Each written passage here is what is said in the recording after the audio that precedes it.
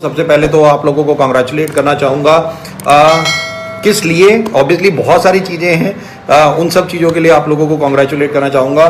शुरुआत करता हूँ बिकॉज ऑब्वियसली हम सब लोग जानते हैं जैसे कि वेस्टीज आज किस तेज़ी से लास्ट ईयर जो हम लोगों ने ग्रोथ की और ऑन एन एवरेज जो आपको पता चला होगा कि अप्रैल के फर्स्ट वीक में ही हमारे को पता चला कि हम टॉप 30 इन द वर्ल्ड पहुंच चुके हैं। तो सबसे पहले तो मुबारकबाद उसकी आप लोगों को देना चाहूँगा। और दूसरा ये एक डिजीज़ जो वर्ल्ड वाइड आज चल रहा है, कोरोना, हम सब लोग जानते हैं कोविड-19 के नाम से हम लोग इसको फेस कर रहे हैं। और ये मेजर प्रॉब्लम जो पूरे वर्ल्ड में तकरीबन 213 कंट्रीज़ में आज ये फैली हुई है। और जो सबसे बड़ी प्रॉब्लम आज हर व्यक्ति बिजनेस पॉइंट ऑफ व्यू से फेस कर रहा है, क्योंकि मेजरली प्रॉब्लम्स आज हो रही हैं हर प्रकार के बिजनेस में। बहुत ज़्यादा हर कंट्रीज़ की जीडीपी से लेके हम न्यूज़ में देखते हैं, अलग अलग जगहों पे हम देख रहे हैं कि बहुत ज़्यादा problem all across the world आज लोग जो फेस कर रहे हैं।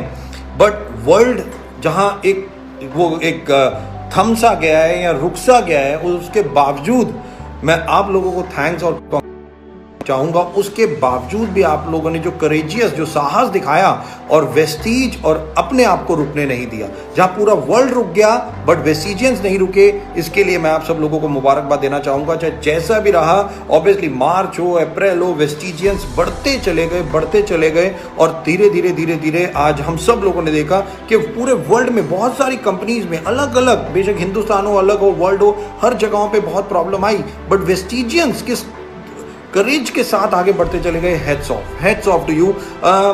कुछ जो भी जैसा भी बिजनेस आप लोगों ने सुना होगा, हमारे एमडी सर ने भी वीडियोस में बताया कि मार्च में भी वेस्टीज ने तकरीबन 173 करोड़ का बिजनेस किया, बहुत अच्छा बड़ा बिजनेस किया। मार्च में, अप्रैल में हम लोगों ने तकरीबन 103 करोड़ का बिजनेस किया, जहां ऑब्वियसली बहुत बड़ी चैलेंज था पूरे वर्ल्ड के लिए। वहां पे भी आप लोगों ने इतना काम किया और उसके बावजूद आज मई जो चल रहा है, और इसमें एक सबसे बड़ी चीज़ जो देखने को मिल रही है, ऑब्वियसली लॉकडाउन 4 में हम पहुंच चुके हैं, थोड़ा चीज़ें सब स्मूथ होती जा रही हैं, बट वेस्टीजियंस नहीं रुक रहे कि लास्ट मंथ से तकरीबन double the sales, double the रफ्तार से आज आप लोग आगे बढ़ रहे हो, जो एक सबसे ज़्यादा इंपॉर्टेंट बात। तो मैं इन सब चीज़ों के लिए आपको कॉन्ग्रेचुलेट करना चाहूँगा। और ऑब्वियसली कोविड-19 जिससे आज पूरा वर्ल्ड लड़ रहा है, मैं एक चीज़ और भी कहना चाहूँगा, बिकॉज हमें घर पे रहना है, stay home, stay safe. Lockdown में जैसे गवर्नमेंट ऑफ इंडिया या जो स्टेट गवर्नमेंट्स हमें निर्देश दे रही है, हम उसको पालन करेंगे। आज मैं एक छोटी सी चीज़ें बात करूँगा। मैं एक बुक दिखाना चाहूँगा। मैं बहुत बड़े एक मोटिवेटर को आजकल, क्योंकि ऑब्वियसली लॉकडाउन था तो तकरीबन 1.25 महीने मैं भी घर पे था, 50 डेज़ के आसपास। और जैसा आप देख सकते हैं मैं अभी ऑफिस में हूँ। 3 मई जब लॉकडाउन खुला तो 4 मई से वेस्टीज की मैनेजमेंट अपने ऑफिस में आना शुरू कर चुकी है, ऑब्वियसली बहुत लिमिटेड स्टाफ के साथ। बट हम लोग अपने वेबिनार, चाहे मैं हूँ, चाहे एमडी सर हो, चाहे कन्वर सिंह हो, हम सब लोग अपने वेबिनार्स, अपने तैयारी, चाहे वो इस साल की हो और आप लोगों के लिए क्या क्या करना है, हम सब कर रहे हैं। और इन दौरान हम बहुत सारे लोगों से भी इनडायरेक्टली केवल जूम के थ्रू और या वेबएक्स के थ्रू, गो टू मीटिंग्स के थ्रू या डिजिटली हम लोग मिल रहे हैं और आप लोगों के लिए क्या क्या करना चाहिए कोशिश कर रहे हैं। ब्रेनस्टॉर्मिंग सेशन, और आपको पता होगा, मैंने एक वीडियो में जब आप लोगों ने देखा होगा कि 3 महीने मैंने बार बार बोले थे कि अप्रैल, मई और जून, ये 3 महीने बहुत बड़े ट्रांसफॉर्मेशन मंथ होंगे वेस्टीजियंस के लिए, जो मैं आज भी बोल रहा हूँ। और अप्रैल में हम लोगों ने, जैसा आपको पता है कि 1% ऑफ द पूल हम लोगों ने लॉन्च किया, और साथ ही साथ मई में मैंने फिर बोला था 6 मई को आप लोग मिठाइयाँ बांटेंगे, और ऐसा ही हुआ। 6 मई हम लोग पहले जो हमारे यूसीडी एंड अबव हैं उन लोगों ने एक सजेशन दिया था कि ओल्ड एलओबी रूल, तो हम लोगों ने उसको ओल्ड एलओबी रूल किया, और साथ ही साथ एक प्री एनिवर्सरी ऑफर जो आप लोगों ने निकाली और जिसका रिस्पॉन्स मैं मार्केट में देख रहा हूँ, अमेजिंग। तो थैंक्स कहना चाहूँगा। और साथ ही साथ अभी जून आना बाकी है दोस्तों, और बार बार आपने हमारे एमडी सर के वीडियोस देखे, मेरे वीडियोस देखे, और 2 June, absolutely right, just another few days, थोड़े से दिन बचे हैं। 16वीं सालगिरह हम लोग मनाएंगे, और पूरे ना ही केवल आज इंडिया में, क्योंकि इंडिया में तो ये शुरुआत हुई और 16 साल पूरे हो रहे हैं, बट आज आपको पता है कि वेस्टीज किस तरीके से वर्ल्ड वाइड पहुंच चुका है। 7 कंट्रीज में है, हमारे ऑपरेशंस चल रहे हैं। ऑब्वियसली ये खुशी जो 2 जून को होने वाली है, ये हम वर्ल्ड में मनाने वाले हैं। पूरे वर्ल्ड में मनाने वाले हैं। इंडिया के साथ साथ हम अलग अलग कंट्रीज़ में भी मनाएंगे, और ऐसी कुछ प्लानिंग हमारे एमडी सर ने आप लोगों के लिए की है, वेस्टीज की मैनेजमेंट ने आप लोगों के लिए की है।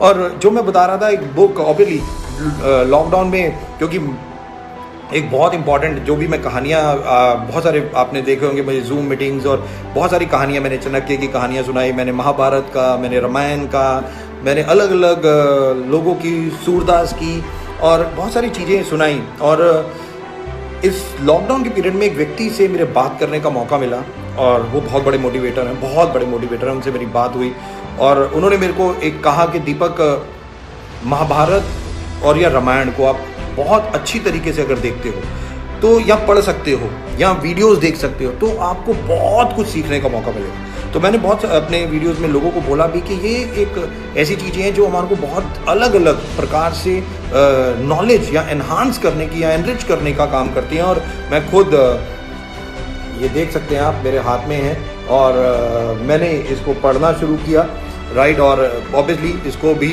पढ़ना शुरू किया। और आज मैं इसी में से ऑब्वियसली श्रीमद् भगवद गीता की मैं बात कर रहा हूँ।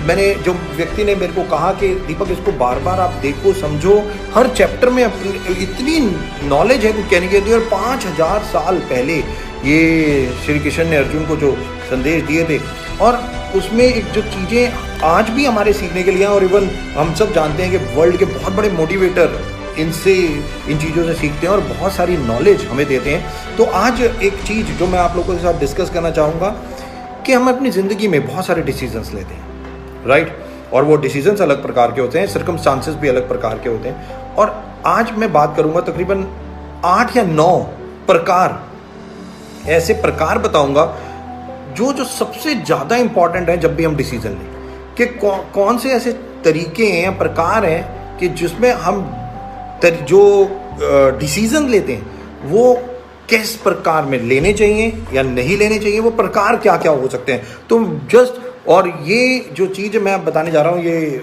भगवद गीता में से ली गई है। और ये जब कृष्ण भगवान अर्जुन को ये जब संदेश दे रहे थे तो ये ऐसे पॉइंट बीच में निकल के आए, और मैं एक एक करके उनके ऊपर थोड़ा सा बात करूँगा कि क्या क्या पॉइंट है, और मैंने पूरे नोट्स उसके बनाए हुए हैं। और जो सबसे पहला एक चीज़ आप लोगों को पूछना चाहूँगा, एक चीज़ अच्छी होती है, एक चीज़ बुरी होती है, एक गुड होता है, एक बैड होता है, राइट। कभी हम अच्छे खुश होते हैं या कभी हम दुखी होते हैं, राइट। तो जब हम खुश होते हैं या दुखी होते हैं तो हमें जब डिसीज़न लेना होता है तो हम खुशी का डिसीज़न लेते हैं या दुख का डिसीज़न लेते हैं, राइट। खुशी का डिसीज़न लेंगे या दुख का डिसीज़न लेंगे। आई नो लोग लिख रहे हैं खुशी का डिसीजन, एब्सोल्युटली राइट, एब्सोल्युटली। तो ज़्यादातर हम खुश जब होते हैं तब उसी का डिसीजन हम लेते हैं। बट दोस्तों, आपको याद होगा कि अर्जुन के सामने तो उसके खुद के सारे भाई, पितामह और सारे लोग अपने थे, और उन्होंने उस वक्त बैड का या बुरा डिसीजन ले लिया। क्या उन्होंने उस वक्त वो डिसीजन लिया जो शायद उन्हें खुशी ना दे रहा हो। तो जो सबसे ज्यादा बड़ी लर्निंग आज मैं आपको बताने जा रहा हूं कि उस अर्जुन ने उस वक्त ये डिसीजन नहीं लिया कि मैं युद्ध ही नहीं करता। उनको समझाया गया तो उन्होंने युद्ध अपने ही परिजनों के खिलाफ करने को तैयार हो गए। दुखी है, ये दुख का डिसीजन है, ये कोई खुशी का डिसीजन नहीं है दोस्तों। ये तो जो सबसे पहली लर्निंग मैं आज आपको देना चाहता हूं वो है कि फीलिंग्स आर टेम्परेरी। हमेशा याद रखना, ये फीलिंग्स जो होती है ना, ये हमेशा टेम्परेरी होती है। अर्जुन की फीलिंग्स टेम्परेरी थी उस वक्त, जब कृष्ण भगवान ने समझाया तो उन्हें वो डिसीजन लेना पड़ा। ऐसे ही कई बार आपकी जिंदगी में भी ये चीजें होंगी कि आप जब कोई डिसीजन ले रहे होंगे, आप फीलिंग्स में आके तो कोई डिसीजन नहीं ले रहे। आपको ये तो नहीं लग रहा ये मेरा परिवार है, मेरा बच्चा है, या एक्स है या वाई है, मेरी डाउनलाइन है, ये कुछ भी हो, एक्स वाई जेड व्हाटएवर, क्या फीलिंग्स में आके तो कोई डिसीजन नहीं ले रहे। और यही भगवद गीता में जो सबसे ज़्यादा इंपॉर्टेंट, श्री कृष्ण ने अर्जुन को जब ये बोला कि आपको चूज करना पड़ेगा अपने ही परिजनों के खिलाफ युद्ध करने को, तो ये कोई अच्छा डिसीजन नहीं था। बट कृष्ण भगवान ने अर्जुन को बताया कि करना पड़ेगा, और ये डिसीजन उन्होंने लिया। शायद वो फीलिंग्स अर्जुन के पास थी कि वो नहीं पहले कर रहे थे कि मेरे को नहीं लेना, बट उन्होंने वो डिसीजन लिया। तो इसलिए फीलिंग्स जो होती हैं वो टेम्परेरी होती हैं, राइट। तो ये सोच के डिसीजन नहीं ले लेना कि यार बस ये मेरे लिए है या नहीं है, या अच्छा है या बुरा है। फॉर द टाइम बीइंग के लिए हमेशा डिसीजन लेना है लॉन्ग टर्म के लिए, जो लाखों लोगों के, करोड़ों लोगों के लिए, सब लोगों के लिए, जो सबसे ज्यादा इंपॉर्टेंट। दूसरा जो बहुत इंपॉर्टेंट चीज आपको बताने जा रहा हूं, avoid taking decision in emotions, या इमोशनल जो एक क्या कहते हैं एटमॉस्फेयर होता है, या हम इमोशनल हो जाते हैं। जब हम इमोशनल होते हैं ना, उस वक्त कोई डिसीजन नहीं लेना। ये इमोशंस में डिसीजंस बहुत बहुत भारी पड़ते हैं दोस्तों, इमोशनल डिसीजन। और कहा जाता है, मेरे को याद है, इवन मेरे एमडी सर एक लाइन कहते हैं कि बिजनेस में देयर इज नो इमोशंस। कि बिजनेस में अब आप जब कर रहे हो, बिजनेस कर रहे हो, आप इतना बड़ा व्यापार कर रहे हो, तो ऑब्वियसली बहुत सारे ऐसे डिसीजंस भी होंगे जो अगर आप इमोशनल होकर ले लोगे। अगर कृष्ण भगवान ने अर्जुन को कहा होता कि यार भीष्म पितामह को के खिलाफ लड़ना है या अपने गुरु के खिलाफ लड़ना है, तो आप सोच के देखो कितना बड़ा इमोशनल अर्जुन उस वक्त होंगे। बट वो फिर भी कृष्ण भगवान ने उन्हें समझाया कि नो, इमोशनल होकर डिसीजन नहीं।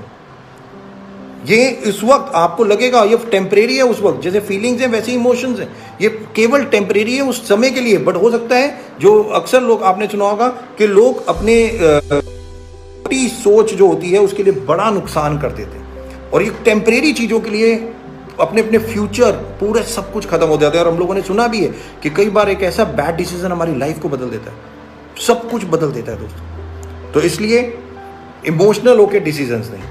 तीसरा जो मैं आपको बताना चाहूंगा, ask yourself, am I taking, जो आप डिसीजन ले रहे हो वो गुस्से में नहीं लेना कि बहुत गुस्सा आपको आ रहा है और उस वक्त आप कुछ बोल दो। नो, जब आप बहुत गुस्से में होते हो, कंट्रोल योरसेल्फ। और उस वक्त भी चाहे वो फीलिंग्स हो, इमोशंस हो, गुस्सा हो, अक्सर गुस्से में लिए गए डिसीजंस आपको पता है ना कैसे होते हैं।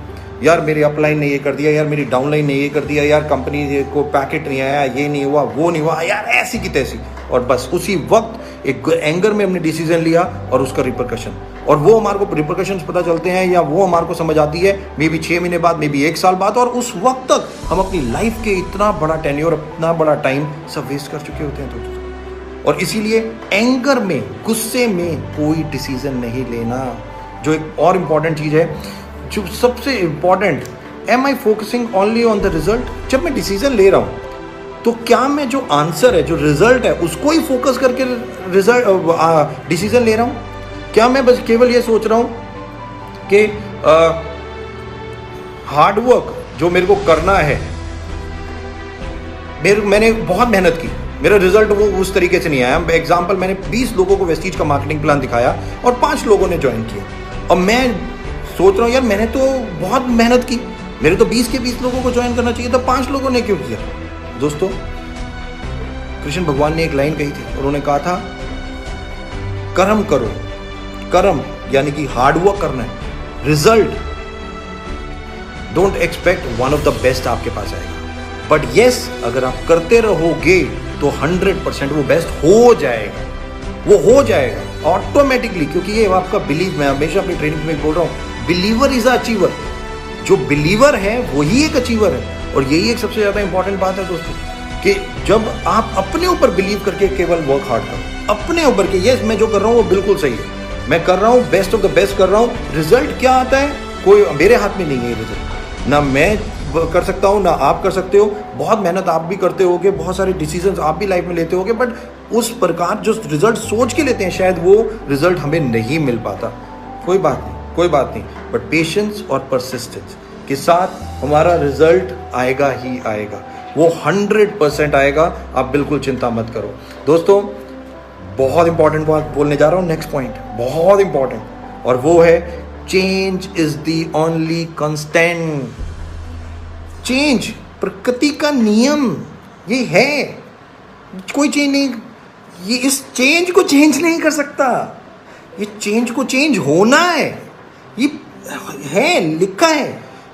मैं एक व्यक्ति से मिला, उसने मेरे को बोला दीपक जी 1997 के वो एग्जाम्पल दे रहा था दोस्तों, 1997, 98, 2000 के आसपास के वो एग्जाम्पल दे रहा था, सैमसंग से लेके नोकिया से लेके, वो इस तरीके के एग्जाम्पल दे रहा था कि क्यों कोई बड़ी से बड़ी कंपनीज फ्लॉप हो जाती हैं और कोई छोटी से छोटी कंपनीज बहुत बड़ी बन जाती हैं। तो उस व्यक्ति ने बहुत बढ़िया तरीके से समझाने की कोशिश कर रहे थे, और उन्होंने जब पूरा हमें समझाया और बहुत सारी चीज़ें हमें समझाई, और मैं आपको बता दूं वेस्टीज की मैनेजमेंट के पीछे भी एक पूरी टीम है जो वेस्टीज की मैनेजमेंट को समझाती रहती है।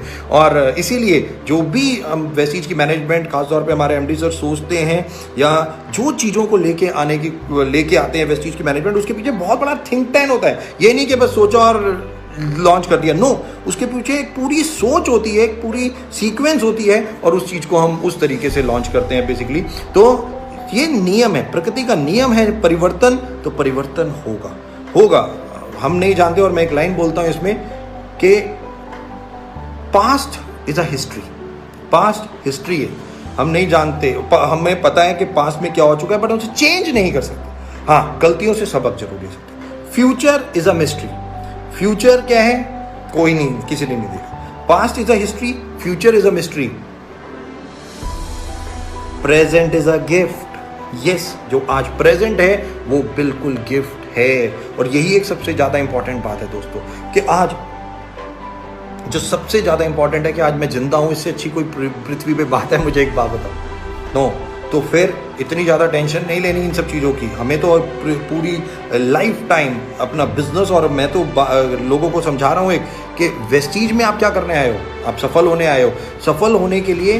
बट क्या यहाँ पे वेस्टीज में हम लोग मेरे को आके कहते हैं कि दीपक जी हमें तो नेटवर्क बनाना है, नेटवर्क बनाने आए। मैं कहता हूँ नो, अब नेटवर्क बनाने या वेस्टीज में नहीं आए, आप अपनी फ्यूचर एसेट्स बनाने वेस्टीज में आए।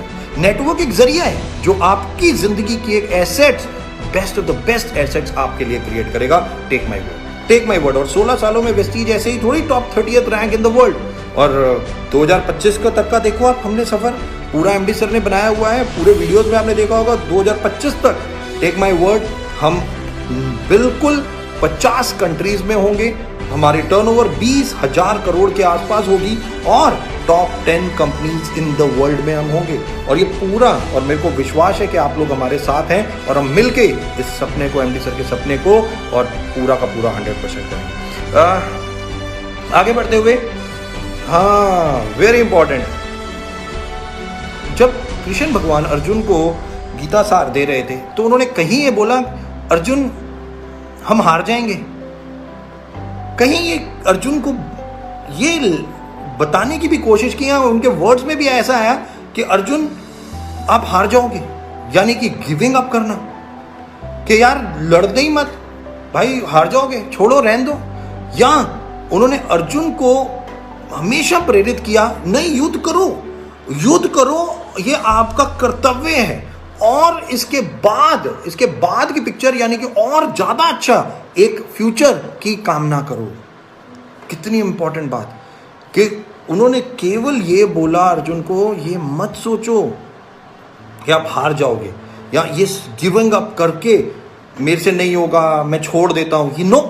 उन्होंने प्रेरित किया अर्जुन को कि नहीं, आपको युद्ध करना है। बल्कि अर्जुन तो कह रहे थे मुझे नहीं करना, श्री कृष्ण भगवान ने बोला कि नहीं, आपको करना है। वो तो प्रेरित कर रहे थे कि आपको ये करना चाहिए। दोस्तों, हम नहीं जानते हमारी डेस्टिनी में क्या है, राइट? ऑब्वियसली फ्यूचर, जैसे मैंने कहा, अनप्रेडिक्टेबल है, बट हाँ, हार्डवर्क करना हमारे पास है, ये हमारी जिम्मेदारी है, ये हमें करना है, ये हमारे हाथ में है। तभी हम एक अच्छा फ्यूचर, ना ही केवल अपनी बल्कि पूरे वर्ल्ड के लिए एक अच्छा फ्यूचर लेके आ सकते हैं।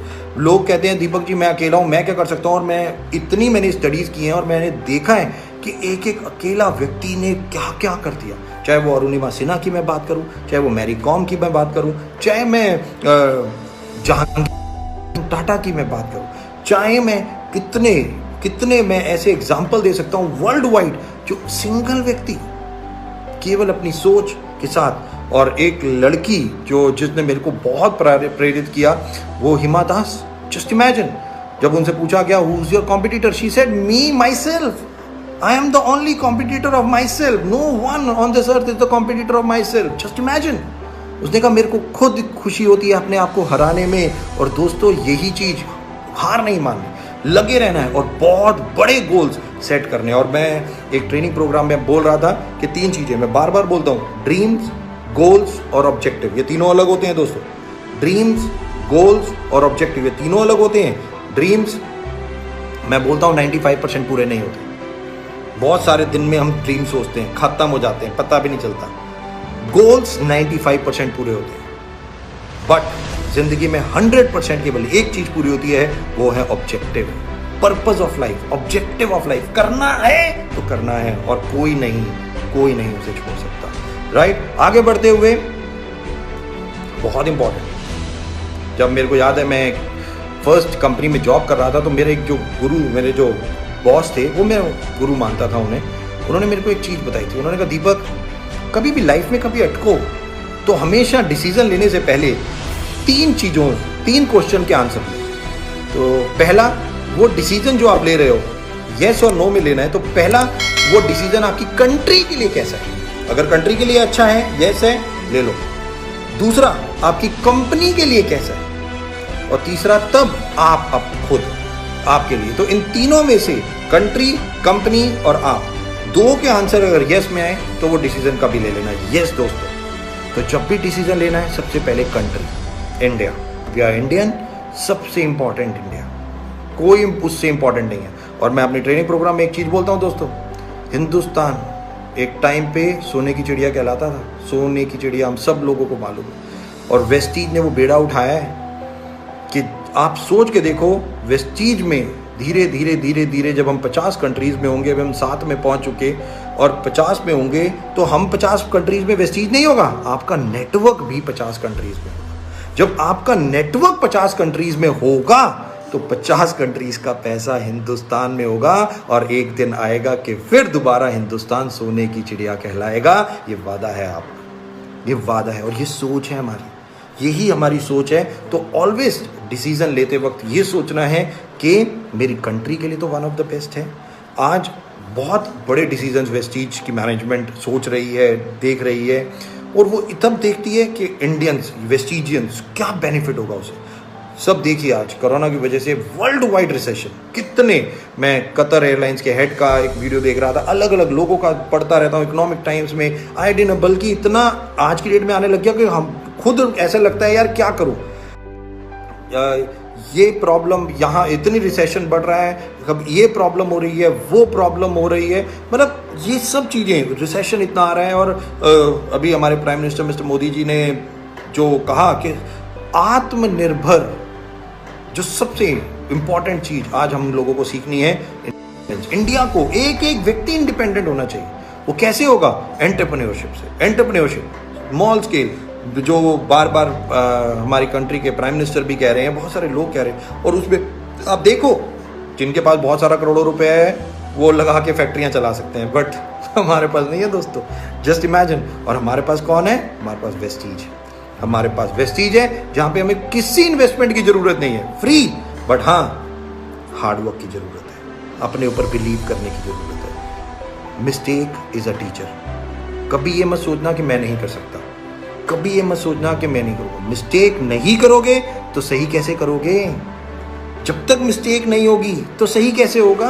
अरे मिस्टेक होगी, 100% होगी। पहली बार में मैं स्पाइरुलिना नहीं बोल पाता था, क्या हो गया? वो टाइम निकल गया। Practice makes the man perfect. एक ही काम बार बार, एक ही काम बार बार, जस्ट और बस। बट वो कंट्री के लिए आज वेस्टीजियंस, आज यूथ, आपने देखा होगा किस तरीके से वेस्टीजियंस इंडिया में किस तरीके से एम्पावर हो रहे हैं। मुझे बताने की जरूरत नहीं है, लग्जरी कार से लेके सब कुछ आज यहाँ पे है। कितनी बड़ी बड़ी इनकम्स, आज लॉकडाउन में वर्ल्ड रुक गया, वेस्टीजियंस चल रहे हैं। आज मैं देख रहा था, एक बच्चे ने मेरे को, 21 साल के बच्चे ने मेरे को अपना पे आउट बेटा 83,000, आई फील सो प्राउड। कितने बच्चों ने, किसी का 63,000, किसी का 2 लाख, किसी का 3 लाख, किसी 4 लाख, नंबर ऑफ। और इवन लॉकडाउन में कई लोगों ने भेजा कि उनका सर हाईएस्ट एवर पीवी गया, हाईएस्ट एवर चेक आया। Salute, just imagine, salute to all the Vestigians, to all the Vestigians. जहां वर्ल्ड रुक गया वहां आपने हार नहीं मानी। ये करेजियस, यही करेजियस दोस्तों। जो सबसे important, last but not the least, बहुत इंपॉर्टेंट लाइन बोलने जा रहा हूं। पहले मैंने बोला बिलीवर इज अचीवर, अपने ऊपर बिलीव करना है। लास्ट एक चीज,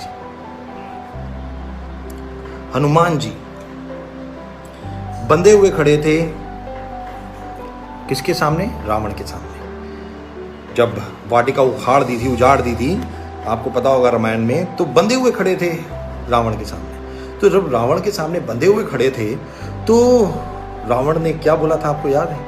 रावण ने बोला, ए वानर, मेरे एक इशारे पे तू गया, तू बंधा हुआ मेरे सामने खड़ा है, तू कुछ नहीं कर सकता, मेरे एक इशारे पे खत्म। हनुमान जी ने पता है क्या बोला था?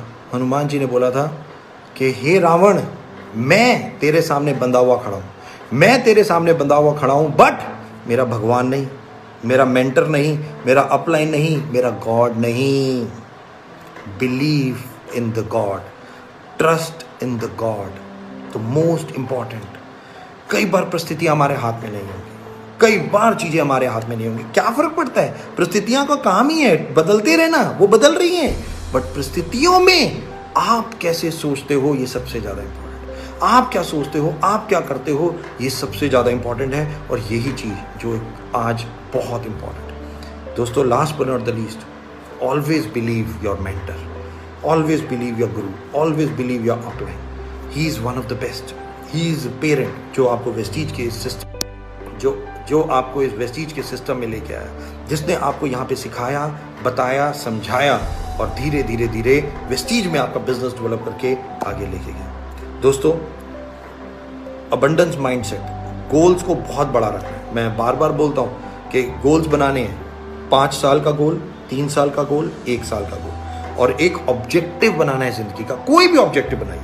2014-15 में मेरे को एक कॉलेज में पढ़ने का मौका मिला, तो जब वो मेरे मेंटर भी मुझे पढ़ा रहे थे, तो उन्होंने भी मेरे से पूछा, उन्होंने कहा कि Deepak, what is your objective of life? और 2014 में मैंने बोला था, मैंने लिखा था उस दिन, मैंने लिखा था 2025 में वेस्टीज में, 2025 में मेरा पर्सनल ऑब्जेक्टिव ऑफ लाइफ है कि तकरीबन 1000 लोग ऐसे होंगे जिनकी इनकम 1 साल की 1 करोड़ रुपए से ज्यादा होगी, यानी कि करोड़ों रुपए में होगी। 1000 लोगों की पर्सनल ऑब्जेक्टिव ऑफ लाइफ आपका क्या है? मैंने बताया था, ऑब्जेक्टिव 100% पूरे होते हैं, गोल्स 95%, ड्रीम्स 5%, लक अगर मिल जाए तो। Last but not the least, बस मैं यही कहूँगा, अभी तो ऑब्वियसली स्टे होम, थोड़ा सा जो लॉकडाउन, जो गवर्नमेंट ऑफ इंडिया फैसिलिटीज़ दे रही है, जो स्टेट गवर्नमेंट दे रही है, उसके हिसाब से। बट लास्ट में एक लाइन ही बोलना चाहूँगा जो बहुत इंपॉर्टेंट लाइन है, बस केवल ये लाइन बहुत इंपॉर्टेंट है। सफलता और सहूलियत, सफलता और सहूलियत कहाँ मिलती है? दोस्तों, सहूलियत हमें अपने घरों में मिलती है, और सफलता हमें घर के बाहर धूप में काम करके मिलती है। दोस्तों, ये लाइन जो मैं लास्ट बोलने जा रहा हूँ बहुत इंपॉर्टेंट है। ये जब भी मैं बोलता हूँ तो शायद सरस्वती माँ मेरी जीभ पे बैठ जाती है, वो सरस्वती माँ मेरी जीभ पे बैठ जाती है, क्योंकि हम सब लक्ष्मी माँ चाहते हैं, हम सब अपने अपने घरों में लक्ष्मी माँ चाहते हैं, लक्ष्मी जी को चाहते हैं, कोई दिक्कत नहीं। और लक्ष्मी जी क्या कहती हैं? वो कहती हैं, अगर आप अपने घर के बाहर रहोगे तो मैं आपके घर में रहूंगी, और आप अपने घर में रहोगे तो मैं आपके घर के। दोस्तों, आजकल बाहर नहीं जाना, आजकल लॉकडाउन चल रहा है, ओके, आजकल ध्यान से। बट हाँ, जैसी चीजें ठीक होंगी, ऑटोमेटिकली प्रिवेंशन लेनी है। जो सबसे ज्यादा इंपॉर्टेंट है, मास्क पहनना है, वेरी इंपॉर्टेंट। अब ये बहुत इंपॉर्टेंट है कि आपको भी मास्क पहनना है, राइट? जब भी आप घर में हो, एजेड लोगों के साथ हो, तो आप मास्क जरूर पहने, बाहर जाएं तो मास्क पहने। जो हमारे प्राइम मिनिस्टर कह रहे हैं, उन सारी चीज़ों को बहुत ध्यान से सुने और पालन करें। Last but not the least, thank you so very much मुझे आज यहाँ पे सुनने के लिए, मुझे बुलाने के लिए। Thank you so very much, God bless, wish you wealth. और last but not the least, अभी एक फेसबुक पे आप लोग पोस्ट पढ़ रहे हैं, यस, हमारे एमडी सर के बारे में। Now he is chairman of ASSOCHAM direct selling department. Yes, ये मुबारक की घड़ी है, आप लोगों को बहुत बहुत कॉन्ग्रेचुलेशंस। हमारे एमडी सर को चेयरमैन माना गया डायरेक्ट सेलिंग का एसोचैम में, और एक बहुत बड़ी गुड न्यूज़ है जो मैं आप लोगों को देना चाह रहा था। Thank you so very much, God bless, take care, thank you.